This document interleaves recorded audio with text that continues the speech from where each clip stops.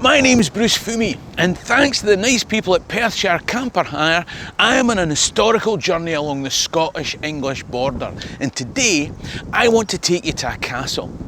It's one of the most important castles in Scottish history. It's where the fate of Scotland was to be decided. Indeed, the decisions made here are still a topic of discussion and debate to this day. But it's not even in Scotland, because that is Scotland, on the opposite bank of the River Tweed. If you're interested in the people, places and events in Scottish history, then click the subscribe button at the bottom right of the screen. In the meantime, let me tell you a story.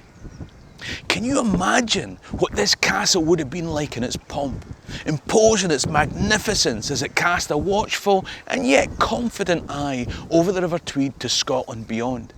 If you'd been here in May 1291, the castle would have been a hubbub of activity, with all the pomp of a royal visit. Edward I, King of England, was in town. Yeah, he was actually all right at this stage. Actually, at this point, it seemed that Scotland and England were quite matey. Edward's sister had been married to Alexander III of Scotland, so recently deceased. Relations were actually okay. That's why Edward was here. Across on the other bank, there would have been an equally splendid circus of pageantry as the community of the realm of Scotland gathered in its finery. Tents, horses, banners, I'm sure, would have flown in that field. It would have been the biggest three-ring circus that the area would have seen in many a year. The reason that they'd come south, the reason that Edward had come north, was to resolve a problem that the Scots trusted Edward to adjudicate. When Alexander died, his only surviving heir was his wee granddaughter, who, having been born to Alexander's daughter and the King of Norway, was known as the Maid of Norway. But catastrophe on calamity, she had died on her way to Scotland, and Scotland was left with no royal family. No bad thing, I hear you say. But in those days, the consequences were far more than who looks after some over-pampered corgis. A kingdom needed a king. Now, realistically, there were two men who had a reasonable claim to the throne. Robert Bruce, yeah, not that guy, but his granddad. And with an even stronger claim, if only slightly, was John Balliol, who was also supported by the Cummins, the most powerful family in Scotland. You know that thing where you apply for a job and you've got the qualifications and you're pally with somebody in the HR department? So why had all these Scots come here? They wanted somebody to adjudicate between those two potential kings, knowing that when one or other didn't get their way, there may be trouble ahead. They wanted the arbitrator to have enough military muscle so that the parties, both of whom had lands in England, would fall in line. Plus, Edward was a good guy, knows the law, stickler for detail, honest broker. He wouldn't do you a bad turn, would he? What did Edward want? Well, he wanted to turn this from a friendly arbitration between two parties into the judgment of a group by a superior. That meant getting more than two claimants involved, getting those claimants to accept his overlordship, and getting the court of judgment to sit in England rather than Scotland.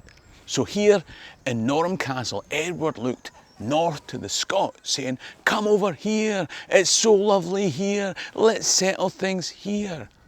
Across there, the Scots said, "No, no, no, you come over here. This is a Scottish dispute to be settled in Scottish lands and courts." So there's a bit of a standoff until eventually the Scots came over here.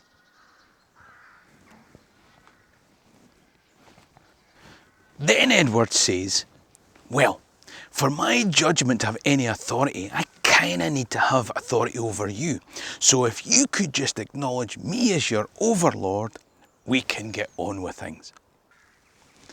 Now, Robert Bruce clicked the box to agree the terms and conditions like he was buying a Kindle book off Amazon. John Balliol wasn't so keen. Now, you might doubt me on this, but trust me, if you've been following the channel, then you'll know that each month I tend to have a conversation with an expert that can be viewed on the Patreon member pages. And I discuss the events that took place here in a fantastic hour-and-a-half long conversation with the expert on the subject, Dr. Fiona Watson, a friend of the channel incidentally. If you want to get a real insight, then why not click the white tab up there to become a Patreon member and watch the whole conversation. With Robert Bruce on board, Edward brings in 11 more claimants, including the King of Norway, the daddy of that dead maid in Norway. When John Balliol and the Cummins saw that the only way that they could win was to have a seat at the table, they fell into line too. But to qualify an English king to rule on Scottish matters as a judge rather than an arbiter, one more thing was needed. The community of the realm would have to also agree that Edward was overlord of Scotland. The bishops, knights and nobility on that northern shore were going to have to accept his authority. That's when Edward ran into trouble. The Bruces might go for it. The ragtag of other claimants with little real chance and often even less connection to Scotland might go for it. Scotland's most powerful family and their nominee might even reluctantly accept. The community of the realm said no. Eventually, a deal was struck. Edward could be overlord of Scotland for the period of the deliberation. That would make things nice and legal, and we could achieve what we're trying to achieve. But then power had to revert to its rightful place, the people of Scotland. You probably know what happened next. Inside these walls, Edward and his legal team considered, pondered, reflected. And when the deliberations were over, the decision was in favour of John Balliol. Then it was just a case of doctoring the documents that limited his overlordship to the term of arbitration. And Edward was overlord of Scotland. What would have happened if the Bruces hadn't caved so quickly? If the whole community of Scotland had all stood together on the banks of the Tweed against Edward's demands? If the whole nation had shown solidarity, how might things have been different? This was the high water point of Edward's interventions in Scotland. He got what he wanted politically, but with no violence, and just a tiny bit of forgery. It was a cost-effective conquest indeed, at least in the short term. It was the basis of Edward's subsequent humiliation of John Balliol, invasion of Scotland, and years of decimation and ravaging of this whole area, both north and south of the border. The days of happy harmony across the Tweed were gone.